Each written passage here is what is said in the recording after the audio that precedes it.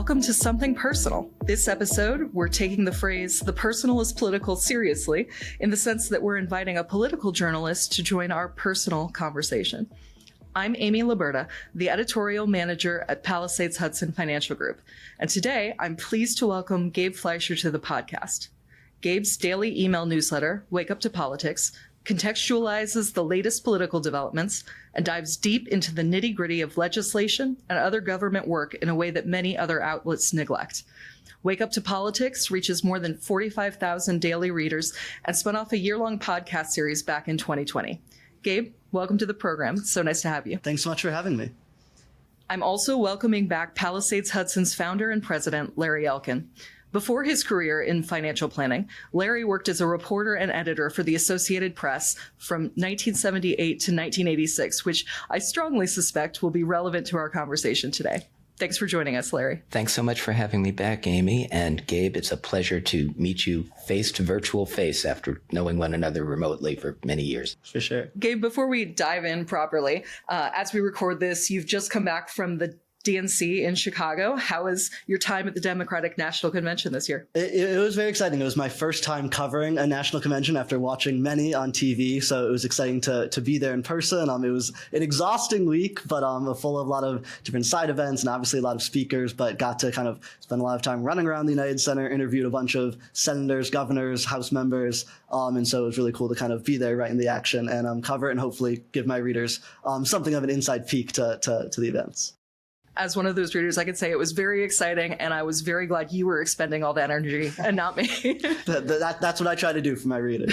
So backing all the way up, long before you had press credentials or were getting all these interviews, you launched Wake Up to Politics in 2011, if I understand correctly, for your mom? That's correct. Yeah, she was my first subscriber. I was 9 years old, and subscriber number one. And then it's been like 13 years now, so it's obviously grown a lot. And it's been an exciting ride. So for listeners who aren't already familiar with you, how did you get started growing from your mom to those 45,000 daily readers? Yeah, it was really, it was kind of slow and kind of very organic. I've never really kind of advertised the newsletter or kind of done very much kind of promotional, paid promotional, anything for it. It was pretty organic. It's kind of, started just kind of from my mom to my dad, so not too far, and then kind of friends and family and kind of people forwarded it to other people and kind of grew like that for a long time. I've certainly been helped along the way, being covered in certain kind of major media outlets, which certainly kind of helped with the growth at certain key points, whereas kind of profiled by different news outlets and the audience would kind of grow from there. But a lot of it has just been kind of people forwarding it to other people, just saying like, this is a really helpful way I get my news. You might like it too. And that's kind of been the main vehicle of growth, which, kind of I hear every day from people that are just, so-and-so sent me your newsletter and I'm excited to kind of see it and see if I like it for myself. And, that's kind of just how it's kept growing. Yeah, I can say Larry actually sent me your newsletter initially. So we've proved your theory here on the podcast today. So Gabe, in a circumstance of art imitating life, there's actually an Apple TV series going on right now called Home Before Dark about a 9-year-old journalist. Everybody takes her seriously, which is probably not real life. But in your case, even as a reader, one could sense that there was a point where not just subscribers, but news sources started to take you seriously, and you went from just aggregating news in your bedroom in the morning to reporting and covering news.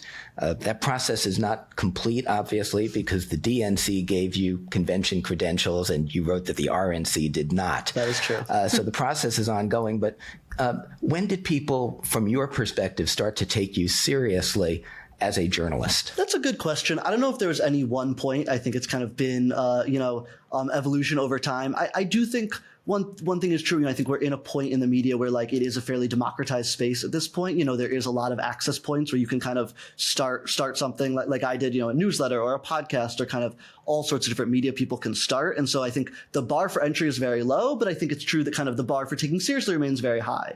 And I do think, it is, important. You do have to kind of like, you have to show your work and you just have to like kind of keep doing it again and again. And I think just what I've proven over, 13 years now is just like a level of consistency and reliability, I hope at least.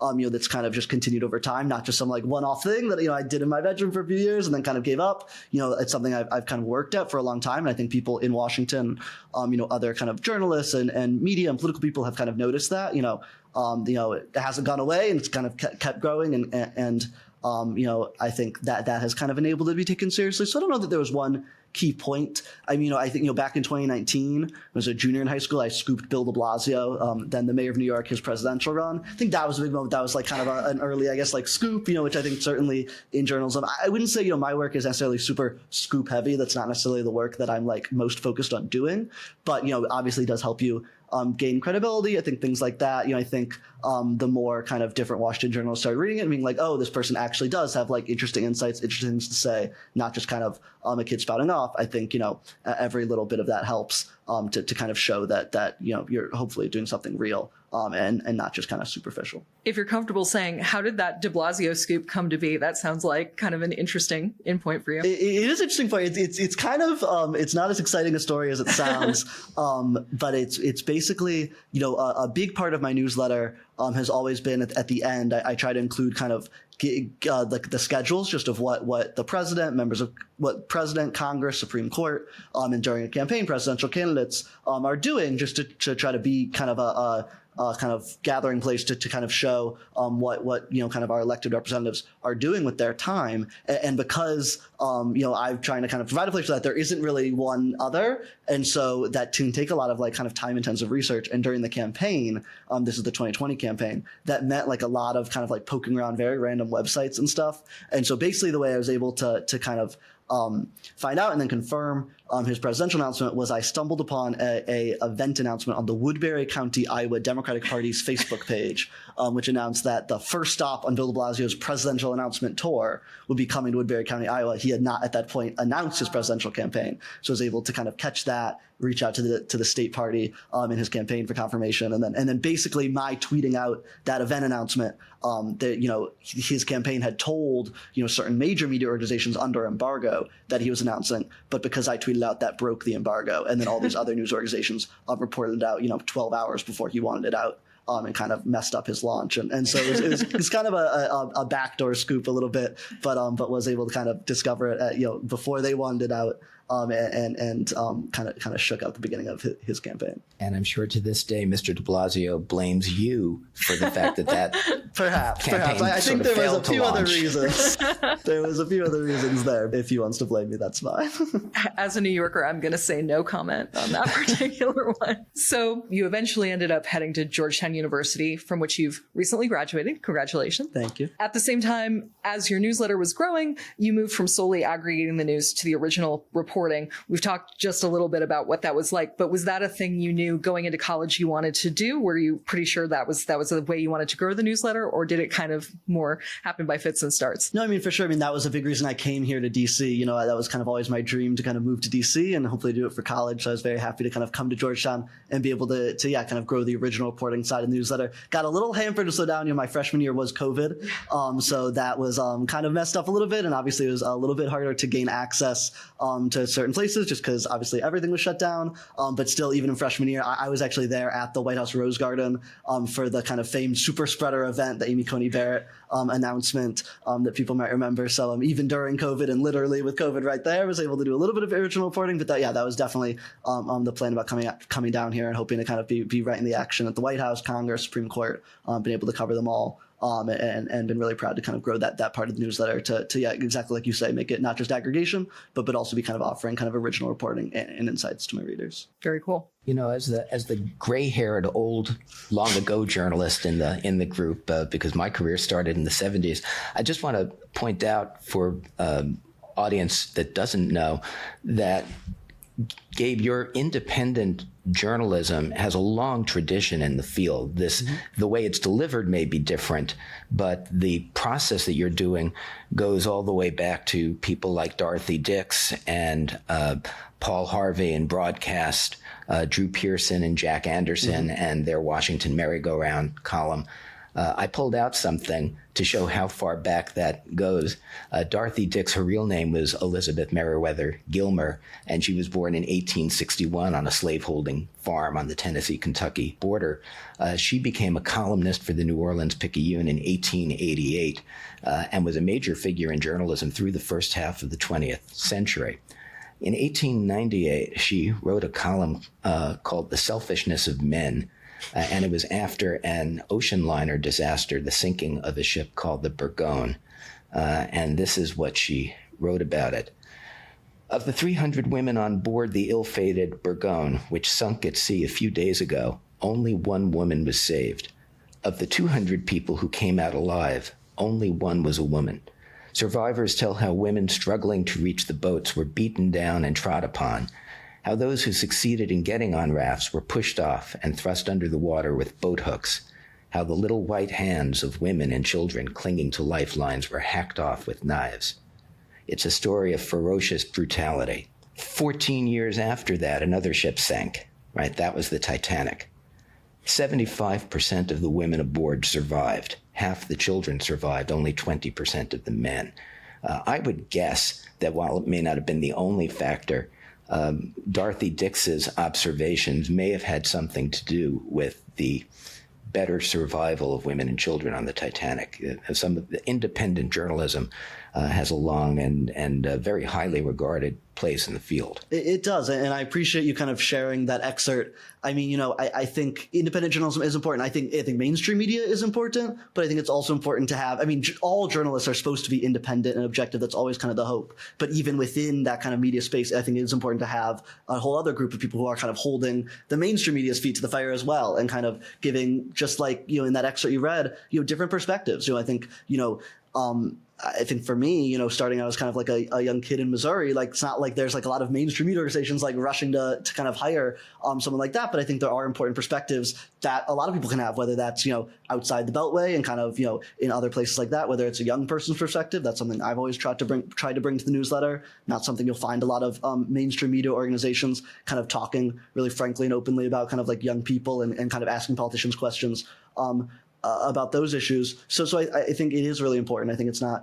I think the media ecosystem has space for a lot of different voices. I think, a lot of kind of more established organizations play important roles too. But I think you're exactly right. There's a long tradition in American journalism of independent voices. I think we're in a really cool moment right now, like you say, where like there are, it's easier than ever. There's platforms like Substack, which I'm on now, that make it really easy to kind of lift up those voices. So I think that's only going to continue and kind of grow to be an even more important part of our media ecosystem as the years goes on, which I think is for the better.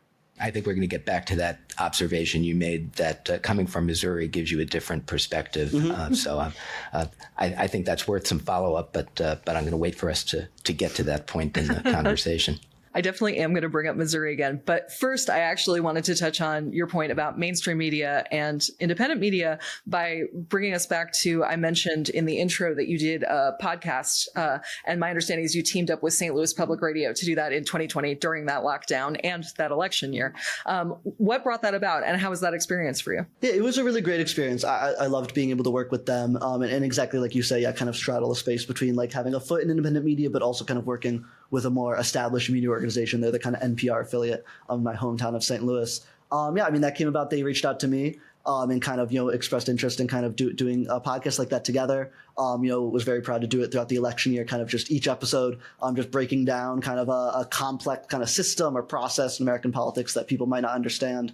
Was able to interview a lot of expert guests and hopefully kind of help explain American politics to a lot of people. It was really fun to work with them. Certainly something I'd be open to in the future, doing some sort of podcast partnership like that. With another media outlet was really great working with them and definitely learned a lot. Similarly, on the note of bigger organizations, that time you were sort of teaming up. It was a production of NPR and you.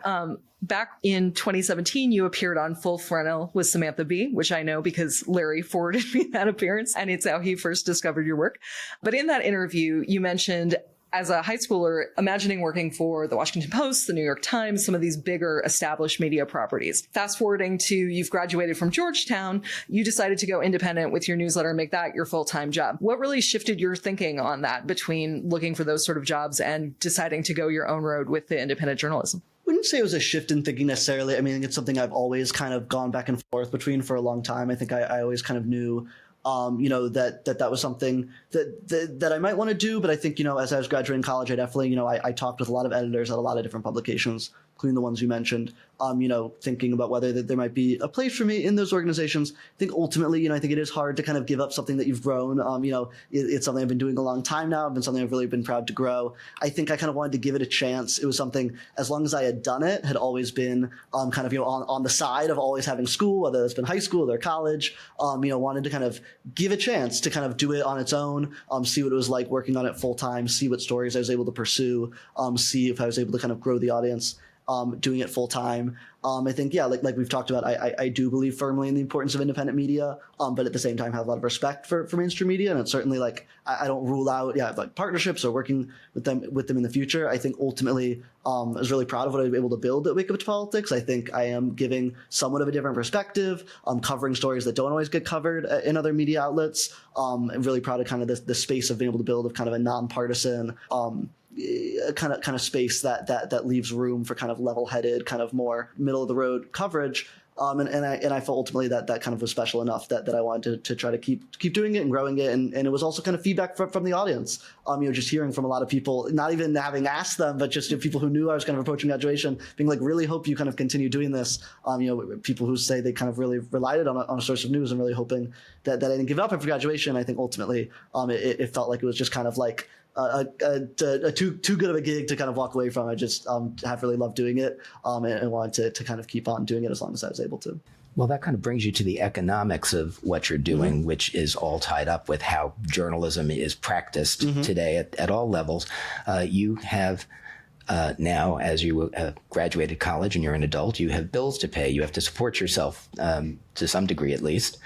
So you're asking your readers to support your work. What fraction of readers has your experience been are willing to pay to allow you to do the kinds of work that you're doing? And is it something that you think you can build on at least to make it sustainable in the long term? Yeah, for sure. I mean, it's interesting. I just after graduating, like you said, is the first time I put a paywall on any content on the newsletter. But for a long time before that, I had kind of had a donation button on the newsletter, and it was kind of very voluntary. People got nothing extra for donating, but it was just kind of like, there are expenses involved around the newsletter. Also, I'm a college student. This is kind of like my part-time job as a student. So, if you're able to kind of help support, I would love it. I was so overwhelmed over the years by how many people were donating just when it was kind of completely voluntary and just at that level. And I would not have made the decision, like you said, obviously, the economics of it are important too. I would not have made this decision if I didn't feel like it was financially viable to completely support myself by it. And to be frank, it kind of already was just off of, the level that just from the level that people were donating. Even before I put a paywall, I felt pretty confident just because it was such a large percentage of readers who were very generously supporting the newsletter then. I felt pretty confident that I'd be able to support myself out of college, be able to do it with that. And so that's always been very gratifying. And then, after college, I added the paywall and kind of said, people have been supporting the newsletter for a long time financially. I want to be able to do something for them to kind of give them a little bit of an extra perk, both to incentivize hopefully more people to support, obviously, but also just to kind of give a thank you and acknowledge like these are the people that are financially underwriting the newsletter. And the response has been overwhelming. A really solid segment of the readership has subscribed, a really high rate. I'm with Substack now, as I've mentioned, a really high rate for kind of the rates of paid conversion that they kind of talk about and that they kind of target. So I've been really happy with that and really kind of just honored by the support that people give and that they believe in the mission enough to kind of support it financially. It's allowed me to kind of, I'm living here in DC, like you say, paying rent, paying bills, and also, doing things like going to the convention and being able to cover expenses like that. So I've been really just so grateful for all the support, and my hope is obviously that I'm giving something back to those readers and that I'm making up to them in value. But certainly not a decision I would have made if I didn't feel it was financially viable, and I did kind of think it was based on kind of the donation numbers I'd already seen, and it's certainly kind of been going very well. Well, so you did something deliberately or not that is an excellent strategy for anybody really starting any kind of business if you can do it, which is that on the day you open for business, if we view your graduation day as being that day, you already had a proven product and an established customer base. So you were able to just convert it right from there. So, kudos to you for having built what started essentially as a hobby, right? Or an activity for a 9-year-old and turned it into a business that can keep you employed for as far in the future as anybody working in journalism right now can say it will keep them employed. Probably further, because you own this relationship, this product, which people working as work for hire, as a reporter on a mainstream platform does, do not. Yeah, no, and I think, I think like you kind of alluded to, another part of the factor decision certainly was, it is, I think, in my opinion, for the worse, but there is a lot of there's a lot of turmoil, obviously, in the economics of the media industry more broadly. And I think we have reached a place somewhat bizarrely, and obviously, as long as you have that kind of proven model and customer base, like you say, where it can be more financially sustainable to be independent than to be under a mainstream media organization. I think that, that calls for, some reordering and some changes in the part of some media organizations. I don't think that's like necessarily the best status quo, but it is where we are right now. And I think it was partially me kind of running the numbers and being like, this might be the more viable and more reliable path, just based off of, if you look at layoffs and you look at kind of the turmoil in the media industry, it's kind of me realizing, wow, like this could actually kind of financially make more sense to kind of go out on your own, which I don't think is something at really any other era in kind of media history you would have said. Well, only to a point. Again, independent journalists have existed now for many decades. True. And what was happening is they were selling their product typically through mainstream platforms. A metropolitan newspaper was essentially a curated collection of content. They had their own reporters and editors that generated largely local news. They took news from more distant places, often off-wire services. They had many, many syndicated features ranging from the horoscope and the comics to opinion columns and advice columns. That was always the case. And the people who provided that syndicated content did own it, but they were going through one form of distribution through their syndicates and then through the newspapers onto the audience. Substack is that modern day equivalent of it. But what's different now, I think, is that those old newspapers didn't pay for those syndicated products just through subscriptions. They got it through advertisers. And the rise of the search engines and the social media platforms has separated the outlets from their advertisers and by and large cannibalized that revenue source and deprived them of it.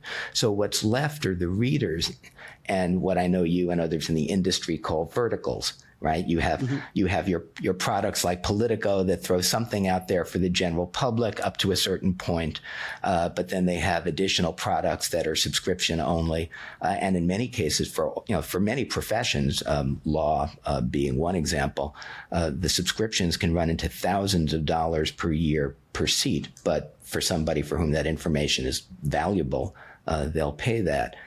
In your own way, you are one of those verticals, right? You have come to your readers and said, if I'm going to be able to do this, you're going to need to pay for it, and I have to provide a product that's worth what you pay. So you've already gotten there to this idea of reader-supported journalism. Yeah, and I think it is, I guess to me what I'm saying is different, and you're right, independent journalism has a long history. I think the idea that it could potentially be riskier to join one of these larger kind of newspaper organizations, which at that point that you're describing were these like behemoths and these enormous organizations because of the advertising revenue that you're describing, that it could be riskier to join one of those than to branch out on your own, I think is a fairly novel idea. And it's exactly for the reasons you mentioned. Kind of Craigslist is often cited as this reason, this kind of huge change in the media organization, but Craigslist and search engines and all the things you mentioned And I think, a lot of media outlets are, really kind of scrambling with like the potential exception of like the New York Times. Kind of every other news outlet basically is kind of scrambling to find a revenue model that works in kind of an era where they can't count on that advertising revenue anymore. And it is true that kind of the Substack model, it is a revenue model that works. And I do think, what I'm doing now would not have been possible in an era before for Substack, before even like Netflix, and before I think we're in an era now where people are used to paying kind of one-off for subscriptions to things. I think that obviously it's not like subscriptions are a new thing entirely, but obviously with the internet it's kind of exploded. I just think that the number of things people are willing and used to kind of being charged every month for, that's just completely changed things, and that's included paying for news if there's a kind of writer or columnist that you're especially kind of interested in and enjoy reading from. People are just kind of used to that now. So I do think when I started the newsletter kind of 13 years ago, it would have been a lot harder to kind of do it independently, to make a living out of it independently, just because I don't think people were kind of attuned to that as much. Like, oh, if I like this writer, I should pay them directly every month. That wasn't really as much of an idea that was kind of out in the ether. News outlets might be paying syndicated columnists, like you say, but to go from reader to writer, that is something that in the kind of time I've been writing the newsletter has kind of emerged as a much more dominant part of the media landscape, and I definitely kind of feel like I was able to kind of take advantage of it at just the right time. You were there right at the beginning. I will point out that this idea of having many customers who support you as an individual is less risky than having one employer on whom you are completely dependent. Is neither something recent or specific to journalism. In my own case, right after I got done being a journalist, I went to work for a large accounting firm by the name of Arthur Andersen. And I was with them for 6 years and got my start and my foundation in finance and financial planning. And I left them in 1992, at the end of 1992, and started my own firm. And 10 years later, Arthur Andersen, which was the largest accounting firm in the world at that time, no longer existed. And even if I had made partner there and gone on to be at one of those other firms that absorbed a lot of Arthur Andersen's people, at the age I am now, I would have passed mandatory retirement at every one of those firms. I would have been pushed out whether or not I wanted to stop working. On the other hand, having my own firm, and a stable of talented colleagues, one of whom is hosting this very podcast, gives me control over what I want to do and how I want to do it and how long. And that's because we have hundreds of clients, customers, employers for me, that pay for us rather than one at whose whim I am subject. Before we move on, Larry, just for the benefit of maybe some of our younger or less plugged in listeners, can you expand upon why Arthur Andersen doesn't exist anymore? Yes, and thanks for the sad reminder that this all happened largely before Gabe was born and certainly before he could have been out of diapers. So Enron was a very large energy company that was a client of Arthur Andersen's Houston office. Their accounting for their activities was very aggressive, and they were a $55 million a year client for Arthur Andersen, which in the context of the billions of dollars of that firm's revenue was not that big a deal. But in the context of what an individual partner or office could generate, it was a very big deal. So Enron had all the leverage in that relationship because no partner or no partner's boss as the office managing partner would ever fire them. So Enron was able essentially to push around its accountants and get away with accounting that was more aggressive than was appropriate. And eventually that led to charges that Arthur Andersen had obstructed justice by executing its document destruction policy. That criminal charge destroyed the firm because nobody could hire them as auditors. And even though the conviction of the firm was ultimately reversed by the Supreme Court, it didn't matter. The firm in its operating form no longer existed. This all happened at the beginning of the 2000s. On a cheerier note, after the downfall of Arthur Andersen, I wanted to circle back a little bit to talk about readers, since we were talking about the way that they support your endeavor at Wake Up to Politics. You obviously had a fairly robust reader base, talked a little bit about people supporting you before you made it mandatory. When you decided to add some paywalled content, obviously a lot of creators are paywalling, a large chunk of their content, but you still offer much of it for free. What was the decision making like on that? How did you decide to calibrate that choice as you move to a part subscription model, at least?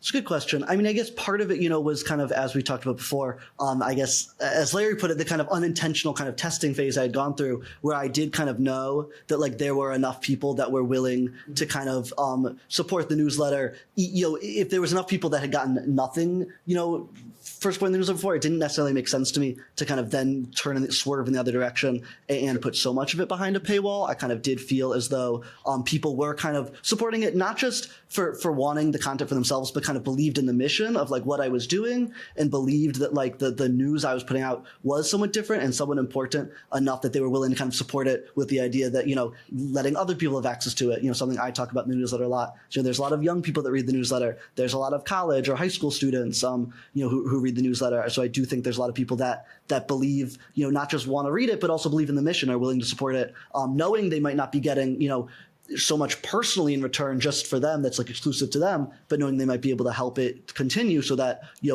a larger segment of people can read it, can read that information and kind of hear that perspective. So I think that's one element of it. I think it is hard to kind of, since I've been doing the newsletter 5 days a week for free for so long, it's kind of hard to snatch away something that people have been getting for free for long and suddenly kind of put that behind the paywall. So I was hesitant to do that.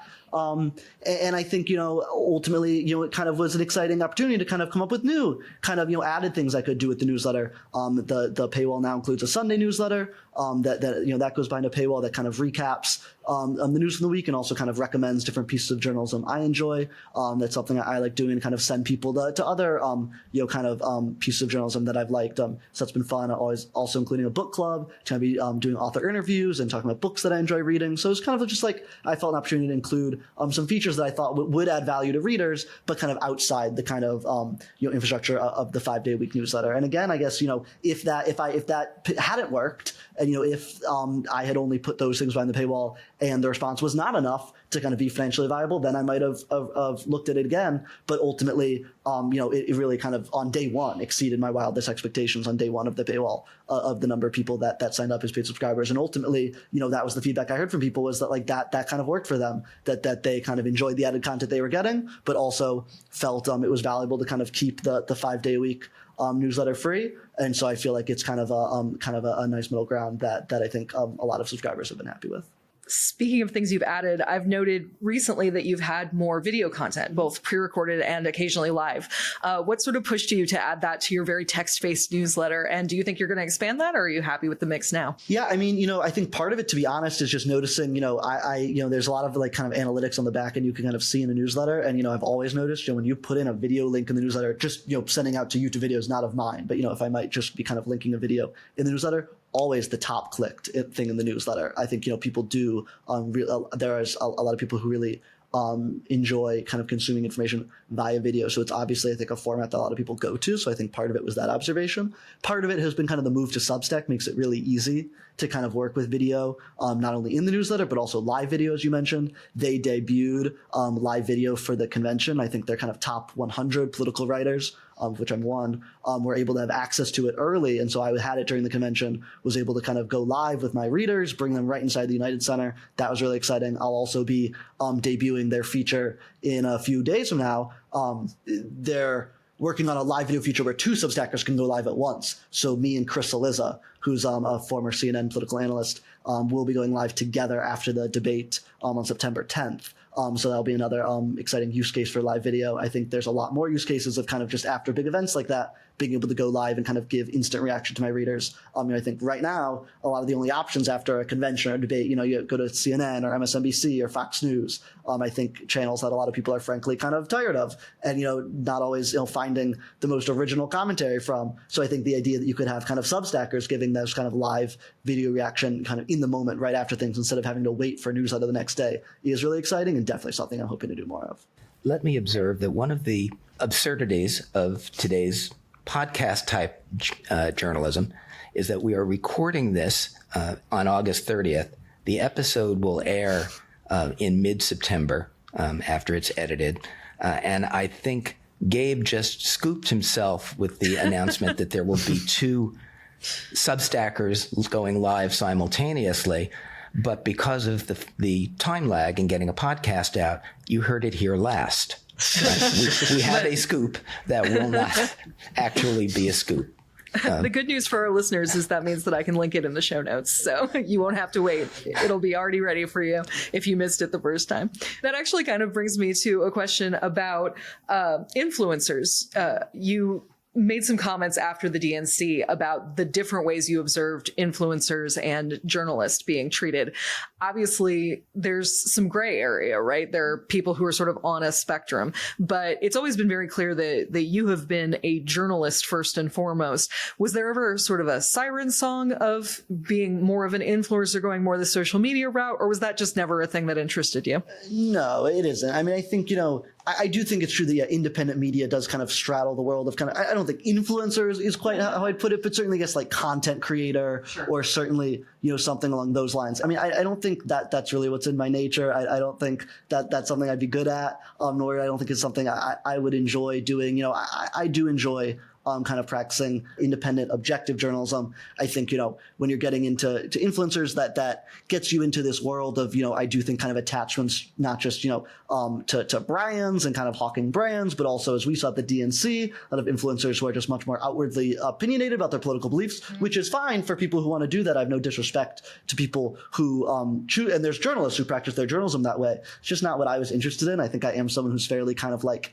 anti-tribal by nature. I'm just kind of, I think, a skeptical person by nature who I think prefers kind of, not necessarily criticizing people, but just kind of, calling out hypocrisy and kind of, being able to kind of call out things on both sides and kind of retain some of those principal stances. I think that to me is kind of much more in that kind of journalism camp, and as Larry said, that kind of long independent journalism tradition, than anything you kind of see from influencers. Again, no disrespect to people who make that their career, but no, that isn't something I ever considered. I do think, I think, and I this is something I thought through as I was writing that piece about the DNC. I think it would be hypocritical not to note that, like, there is overlap though, and there is kind of similarity.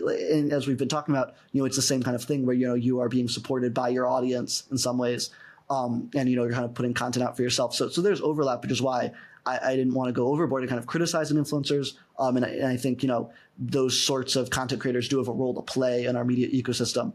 But ultimately, even if I'm not at kind of a mainstream media organization, that type of kind of objective, nonpartisan, kind of more kind of serious journalism is ultimately always kind of more what I felt myself doing. Well, in this case, I think you've just touched on something that's really important, in that you are a throwback in your approach to journalism. In my journalism days between 1974 and 1986, I felt it would have been inappropriate at that time for me to even register as a member of a political party. So I didn't vote in closed primaries. I just thought that was wrong. I have the distinct impression that would be a highly minority opinion in most of today's newsrooms, but it speaks to yours. It also speaks, I think, to the political breadth of your audience, but you'll be able to comment on that.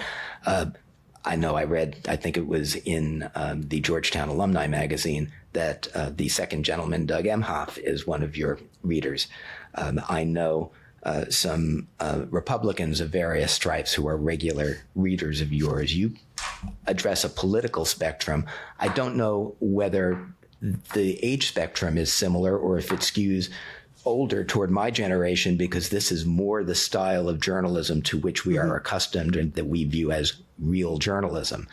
So what is your audience like in terms of political philosophy and age demographics or gender demographics, because we have a big gender divide in this country too? Mm-hmm. It's a great question. And, I don't want to, I want to be clear that I don't have kind of demographic data on the audience per se. I've never done kind of any wide-scale analysis like that. So I can really only speak anecdotally. But the nice thing about email newsletters, they're land right in people's inboxes. So people are very comfortable kind of clicking reply. So I hear from a lot of my readers every day. So I feel like I have a good sense of the cross-section of the audience from that that, although this should not be understood as kind of like literal data of the audience. But that said, of the people I hear from, it is incredibly diverse in kind of every way you can think of. Yeah, certainly gender, hear from men, women, age. I'm really proud. I think it probably skews slightly older. Like, it's not like I would say like the majority of the audience is young people. I think certainly compared to most other media outlets and most other kind of political newsletters, a much larger percentage is kind of young people than most other kind of DC newsletters. I hear all the time from people my age and even younger who are reading the newsletter. There's a lot of teachers that use the newsletter in their classrooms as part of their curricula. And so that is a way that, I hear all the time from like middle school and high school students and college students who are like, I subscribe because so-and-so professor or teacher kind of pointed me to it and still reading it. So that's definitely a way of hearing from a lot of young people, but then also people who are kind of steeped in politics and kind of adults who are working at it kind of the highest levels of kind of politics and media. And also, in terms of political engagement, very proud that it's kind of diverse in terms of people who are kind of political professionals, and then also people who tell me that it's the one thing they read about politics each day. So I am really proud to kind of be able to speak to all those groups and politically as well. Like you said, not a day goes by where I don't hear criticism from the left and criticism from the right. Hopefully means that I'm reporting the story right, I hope. Although I'm always willing to kind of hear feedback from both sides and hopefully own up to mistakes if I make them, and definitely always open to thoughtful feedback if readers of any political stripes are sharing it. Sometimes the feedback can be inflammatory, but I have found a lot of times with my readers from the left and the right, a lot of times writing back with kind of thoughtful feedback about what I'm writing and comments and questions. So I always appreciate hearing that. And yeah, I hear all sorts of, people, it's what I love about email newsletters. It's so personal. People are very willing to people will share their story. People will share, who they're voting for, what they're uncomfortable about. So, I hear from Trump voters and Harris voters and people struggling with their vote and people who like qualities of both candidates. And it is, again, that shouldn't be taken as some objective analytical cross-section of my audience or the country, but it is really cool and special to hear those kind of stories from people and hear just what they're thinking about it and what they're kind of wrestling with their vote. I think does give me a cool insight into some of the people I'm writing for and some of the country that I'm writing about. So I am really proud that at least in terms of the emails I receive, and that is kind of the best metric I have to go off of, and really any factor you can think of, it's a really diverse audience that spans a lot of different sides of the coin. I think you should be proud. I also think that a lot of us should be sad that it is so unusual to have a news source that is so broadly valuable that it doesn't aim to pander to one subset of audience or to exclude another subset of audience. It's what journalism was when newspapers had to appeal to an entire community that had diverse sets of opinions. So it didn't try to exclude anybody.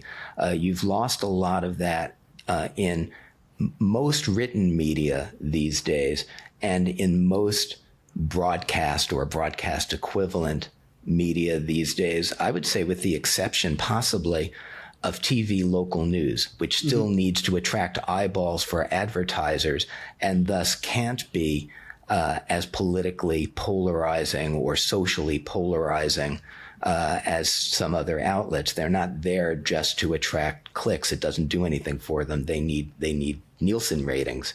But that is the exception to the rule and has a very limited time frame. So where we used to have managing editors or executive editors who curated that breadth of talent, that work, a breadth of perspective, that work's all been pushed back now to the audience, right? We have to be our own curators to make sure that we are getting the diversity of information that we need if we want to be informed participants in society.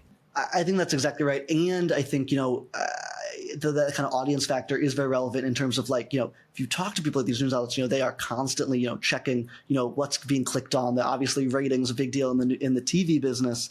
And I do think, unfortunately, with kind of the economic changes we've been talking about and the financial changes to the industry, that has led to these kind of, I think, perverse incentive structures where media outlets are so desperate for clicks and for views and also watching them so closely that sometimes the audience is sending them in directions I think are less than healthy for our democracy, because the things that people tend to watch and listen to are kind of more dramatic or more partisan or more kind of, inflammatory coverage. And I think that is, generally the sense with a lot of news outlets audiences that is why I've been really happy to see kind of the Substack model and kind of that model work for me is like is a proof point that there are audiences that do want something different. Maybe they aren't maybe they're not like a silent majority or something, but they are out there and they are people that do want exactly like you're saying, kind of more nonpartisan coverage, more level-headed coverage, a news outlet that won't scream at you, but will kind of just, tell you like it is.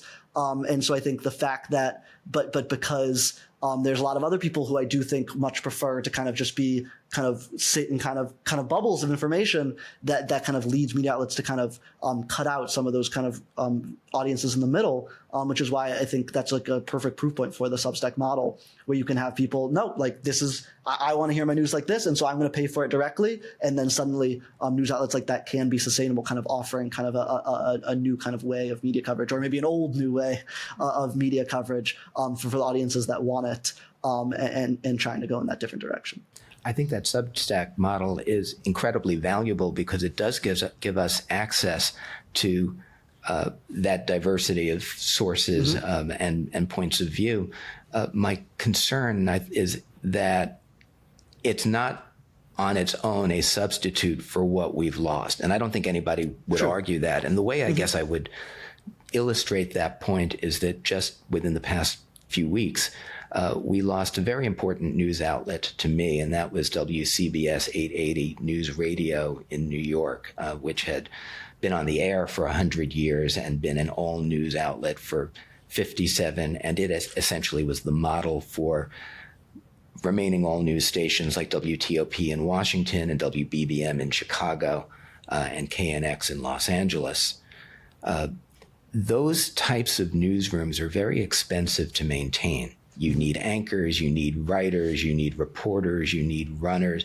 And most of the time they're not on the air, and most of the time what they're putting on the air is fairly routine. But then you get the big events, right? The 9/11s, the Superstorm Sandys. Somebody takes a shot at a presidential candidate. Even on an election night, when those nights or days when it's all hands on deck, right? When everybody needs to know what's happening right now, right? You need that kind of infrastructure in place to gather the news, filter out what's not news, filter out the rumors that can lead to really bad consequences if they trigger panic or poor decisions. And there's no way a Substack type model can really deliver that. And that's what we've lost. That place where people have confidence in go to in an emergency. That was CNN, right? And sure, if you want dramatic pictures of shock and awe in Baghdad, CNN can probably still provide that. But then in terms of contextualizing what's happening there, I think a lot of that confidence has been undermined, and it's unfortunate. I think work that people like you are doing is really important, but we shouldn't fool ourselves into thinking that we can completely make up for what we're giving up. I think you're exactly right. And I do think, if anything, kind of the audience that I've been able to build and that does exist for outlets like mine does show, I do think there's kind of an untapped market out there for people who do kind of want a major kind of TV or radio stations kind of like that. And I think, there is a lot of work to be done to kind of figure out the right revenue model and kind of fine tune that. But I think once someone is able to do that, that is, I think, going to be kind of the challenge of the next few years, is how to kind of bridge this kind of independent, these kind of newer and older models together, and hopefully something of an older sensibility as well, for I think a market that does want it. There is a lot of people out there, I hear from people all the time who at least say they want that kind of more nonpartisan feature coverage. I do think people don't always kind of vote with their eyes, if you will, and kind of don't always show it. But I do think, I like to believe there's a lot of people out there, and I do think it's a market that eventually is going to be tapped into by some large organization that's going to discover that. Well, when I was your age, I was covering politics in Montana, and you're covering politics in D.C. And I certainly hope that your generation can build on that model to replace the model that my generation had, but which really is fading. So I actually do want to circle back slightly, because I promised to bring up Missouri. But I think, building on your point about being allergic to tribalism and to really committing from sort of the jump to have a heterogeneous audience, at least as far as you can set it up for that. I'm also a Midwesterner who moved to the East Coast, although I will point out for those who haven't been to either place that St. Louis and Indianapolis are not the same. There are differences. But I do think one of the ways in which they probably are similar, and you can let me know if I'm wrong, is that growing up in the Midwest, I had a mix of political views and opinions in my life, but also fewer people who felt intensely tribal to me. People, if they talked about politics might disagree, but then, we'd go and go to a game or whatever, and it would be fine. I found moving out to the East Coast, not uniformly, but more broadly, people felt a sense of internalized identity that felt more easily to hurt someone's feelings or attack someone when you disagreed. I think I would agree with all of those observations. I think to me, the kind of biggest divide, or not the biggest divide in our country, but the biggest kind of political divide in our country that isn't talked about is this kind of divide by people who are just intensely following politics and the kind of vast majority of people who aren't. And I think mainstream media can often kind of overrate the number of people that actually care that much about politics, because when you actually start asking people questions, you realize most people are just kind of, they have a political party they belong to and they have political values they hold, but are really just going about their daily lives. And kind of you get out kind of like the DC and New York media bubbles, you kind of see that people, again, not that they don't care about their country, and they do, but it isn't the top of the list of what they're kind of talking about and caring about. They're just kind of going about their normal lives. Whereas I think, you could kind of watch the media and kind of delude yourself into thinking that everyone is these kind of rabid partisans that are kind of being, their lives are being taken over by politics, and it's kind of all they care and think about. And I don't think that's true. And I do think that kind of insight, I think was foundational to kind of why I built the newsletter, why I've kept doing it. I do think it's kind of helped me kind of think of my audience. I think, when I am someone who's kind of built up an audience that does include a lot of people, in DC, in New York, working in media, working in politics, but it's not who I'm thinking of when I'm writing the newsletter. I'm thinking more of, people from St. Louis, kind of friends and family from home. That's still kind of the audience in my head.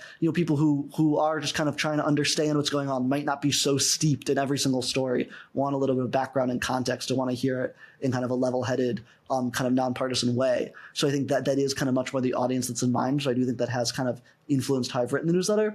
Whether I felt pressure to change that when I've come out here, I think, again, being independent really kind of, affords you the kind of, not being susceptible to some pressures like that. I think, sometimes with independence, you worry a little bit about kind of audience capture of if certain X number of people are I know exactly the people that are kind of paying my salary, essentially, you might be very worried if some of them might be very upset with you, then you feel a pressure to kind of change your coverage. But I really don't, because my audience is kind of so diverse in those ways. I don't really worry about, if there's certain people from one side that might be very upset about something, the next day it's going to be the next side. So it's not something I spend too much time worrying about. And mostly what I hear from people is, if anything, just kind of pressure to keep kind of remaining nonpartisan, and to try to leave opinions as much out of it. And if, that is something that is out of place at some other larger media organizations, I don't work for them. So, that's not really, a relevant pressure to me. But I do think that observation is correct. And I do think it's something that's influenced me, just the idea of trying to write about politics for people who are not obsessed with politics. And I think that is kind of the audience that I most often have in mind, although I think I do have a lot of political junkies in my audience, and I love hearing from them, and I'm a political junkie myself, obviously. But I do think it's important also for news outlets to kind of be trying to reach people who are just trying to be informed, but might not, their lives might not be kind of controlled by politics or by these kind of intense political feelings, and people who are kind of open to hearing a variety of sides and kind of, there's a reason that a lot of the main battleground states are in the Midwest. I think it is places where there's a lot of people kind of mushed together with a lot of different views, and so I think a large chunk of the country is kind of used to kind of having those types of conversations, and I hope my newsletter is kind of one place where those conversations are going on. But to elaborate on your point about geography and how things have changed, there was a time not too many decades ago when any self-respecting metropolitan newspaper, not just the New York Times or the Washington Post, but any of the big city papers around the country, would have had bureaus, full-time staffers working in different cities domestically and abroad. They had a network of their own people who would be part of the morning news conference, right? What's happening where? Mm-hmm. You didn't have a monoculture of local perspective dominating the decisions about what is news and what isn't, or how news should be presented or how it should be gathered. And that's been lost. Now, every outlet parachutes in right up to the New York Times, right? If they're writing about a story that's happening in New Mexico, they're dropping in from the East Coast on New Mexico and trying to understand the place. And you can't, right? It's not the same. They've all lost that. And now the monoculture of perspective in the newsroom is reflected by the monoculture of perspective in the product. Your Midwestern background is a true asset here because you just didn't grow up in that environment and you're not subject to that surrounding that says this is what's news and what isn't. I think that's very true. Not just the point, about bureaus, and obviously a lot of local bureaus that have closed in recent years, but also just in terms of like the personal backgrounds of a lot of people at these organizations. Like, I don't know if you've had this experience, Amy, but like, oftentimes you're walking on and like, oh, you're from Missouri? Like, that's not something you hear all the time. And, that I think that's certainly true. The response you might get at a lot of these organizations where there is, I think, as you put it, a true monoculture of people who all kind of grew up in the same places, all went to the same schools, and all kind of, had the same kind of personal, professional background. There's not very many religious people at a lot of newsrooms. There's not very many conservative people. There's not very many people from the Midwest or the West, or the South even in some cases. So, there is kind of just like a kind of one single perspective that does kind of get prioritized above others. And I think that really does turn off a wide swath of readers. I think, it can get you a dedicated band of kind of readers in a certain place and a certain ideology, but what are you losing when you're only kind of hiring those sorts of people and only targeting those sorts of people as readers? You're losing just whole swaths of the country that might think differently or might have different backgrounds, and that is an unfortunate thing that's going on in a lot of news organizations. So one other thing I wanted to come back to with you, Gabe, about your independent model, and this is something I would discuss with any young entrepreneur that I'm meeting, is have you thought at all about what it is you're trying to build? Is it just a job that will keep you occupied for as long as you want to be doing this, possibly until retirement? Or is it something that potentially survives you? And so to go back again to my generation, there was a column when I started at journalism school in 1974 called The Washington Merry-Go-Round. At that time, it was being written by Jack Anderson, who had started previously under Drew Pearson. Drew Pearson built that Washington Merry-Go-Round column. Jack Anderson took it over. They both had multiple assistants and writers and reporters working for them, one of whom in the 1970s working for Jack Anderson was Britt Hume, who went on to be a network correspondent in ABC. Washington Merry-Go-Round in 1974 was being published by many newspapers around the country. I think the Washington Post was kind of its flagship. But I just noticed I came across a clip from my own student newspaper, the Montana Kymene at the University of Montana, during my freshman year. And there it was on our opinion page. So it covered the gamut. But Drew Pearson built a thing, right, that he could actually pass on to someone else, sell or give or whatever else. It was something that was going to survive him. And looking at you at 22, the same age I was doing political journalism, I left the field, but when I started a business, it was with an idea that I was going to create something that could employ other people, that would let my role change over time, and pass on the things that I was good at a young age onto those other people. I would suggest to most people your age, if you're starting something, it's succession planning is probably not at the top of your list of business priorities, but it is a thing to think about. And you probably, if you haven't already, you probably will pretty soon be thinking to yourself, okay, how do I cover more than what one person can do, and write and edit and distribute and pay for? Am I going to take on other people into this thing and bring them into this umbrella? Have you given any thought to that? I definitely have. It's a good question. I think it's an answer I am still thinking through, but something I do give thought to. I do think certainly, when you talk about like, building something with the idea of your role evolving over time, I think that is definitely something I think about. I think there are, I think parts of of, what I do that I'm very good at, and other parts that I think would be cool to kind of be able to hire people to kind of help with. And obviously, coverage areas that I would love. There's, I think I very good covering national politics, but obviously, that kind of leaves out a lot of different coverage areas that I think would be great if I were able to hire people with kind of areas of expertise that could kind of complement my own, and kind of be able to kind of build a news product that was able to kind of cover a lot of different perspectives, a lot of different news areas.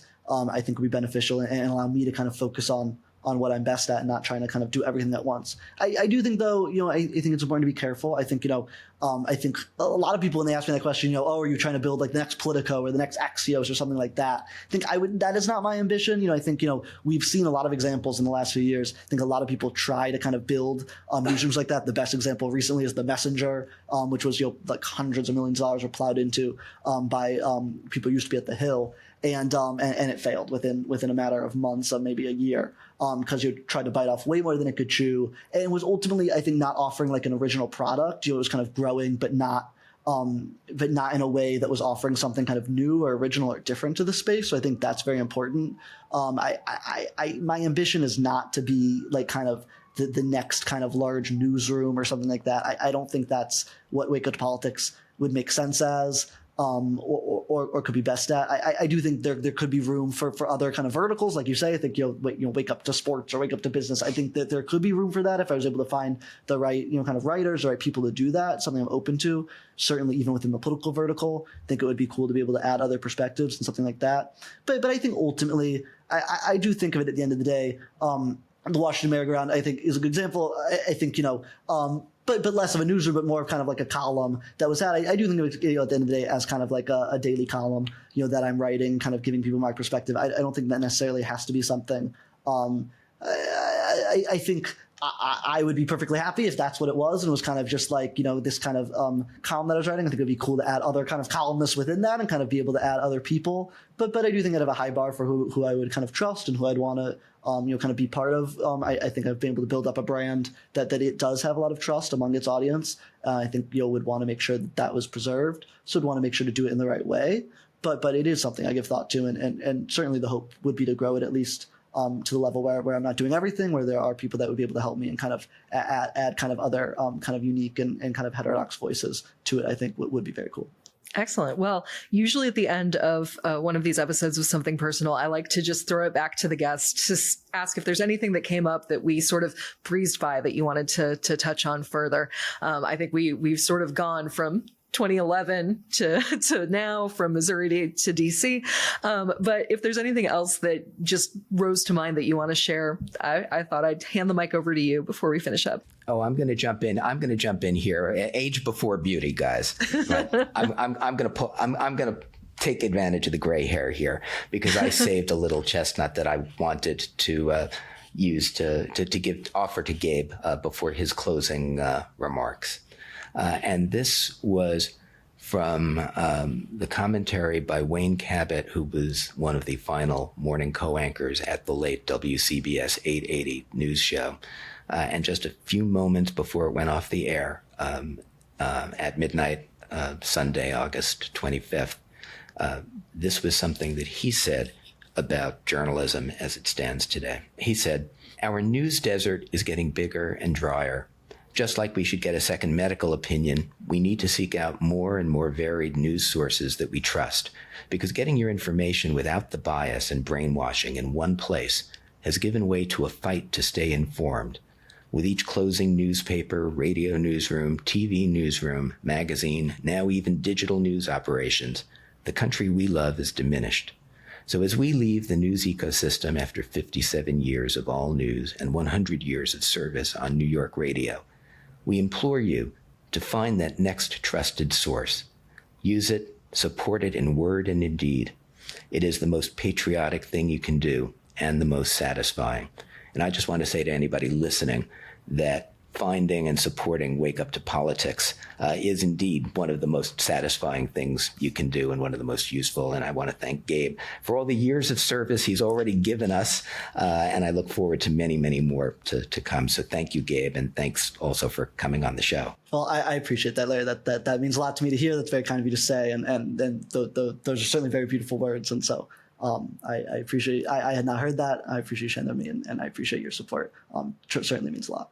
Well, I'll just echo, Gabe, thanks so much for talking with us today. It was really a pleasure to have you. I feel like we hit a lot of good points, but I will throw you back the final word if you want it. The one thing that did occur to me as we were talking, Larry, you mentioned at one point, like having, many clients, relying on many clients instead of just having one kind of place that you go to. The one thing that I was just going to mention was an essay, I don't know if people have read it, by Kevin Kelly, who is kind of a longtime like internet theorist, early kind of internet theorist, and he was one of the founders of Wired, a kind of digital publication about the internet. He wrote an essay that's been very influential to me as I was kind of deciding to go on this path, called 1,000 True Fans, which I'd encourage people to check out if this is something that is interesting to them and if they're thinking about building something like this. And it was written, I'm not sure exactly when, but like at the dawn of the internet era, a long time ago, basically with the conceit, exactly what you were saying, that like you basically in the internet era, the idea was that you only need 1,000 true fans to build something of your own. If you have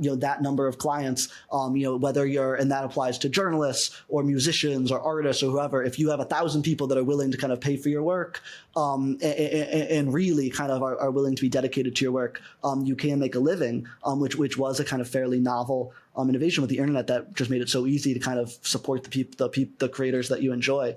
And that kind of idea was very influential to me. I feel very lucky to have reached that number and then some, and to have people who are supporting my work. But that just came to mind as you were kind of mentioning that idea of kind of having kind of a large number of backers instead of just one kind of company you rely on. I think it is kind of a scary idea and a risky idea to a lot of people. But and obviously, I do think it's a privilege to be able to have 1,000 people at all, who care about your work, and it's not something that happens overnight. But if you're able to do it, it is kind of very special to kind of have that and be able to build those kind of personal relationships, whether it's just over email, but then sometimes an email relationship can turn into something more and can become something longer lasting, and so it is really special. I feel really lucky and excited to be kind of part of that kind of newer and kind of growing ecosystem. Thanks for pointing that out, Gabe. It's a great tip for anybody listening. And thanks also in advance for shepherding us through the weeks that remain until the presidential election. We're going to be reading you very closely every day. There'll be a lot to cover. Well, thanks so much for having me. I really appreciate it. Gabe and Larry, thank you both for sitting down with me today. It's been fascinating, and I hope our listeners enjoy it as much as I did. But it was a great time to talk to you today. Something Personal is a production of Palisades Hudson Financial Group, a financial planning and investment firm headquartered in South Florida. Our other offices are in Atlanta, Austin, the Portland, Oregon metropolitan area, and the New York City metro area. Something Personal is hosted by me, Amy Liberta. Our producers are Ali Elkin and Joseph Rangeli. Joseph Rangeli is also our director, editor, and mixer. Our firm has written 2 books, Looking Ahead, Life, Family, Wealth, and Business After 55, and The High Achiever's Guide to Wealth, which offers advice for younger professionals, entrepreneurs, athletes, and performers. Both books are available on Amazon in paperback and as ebooks.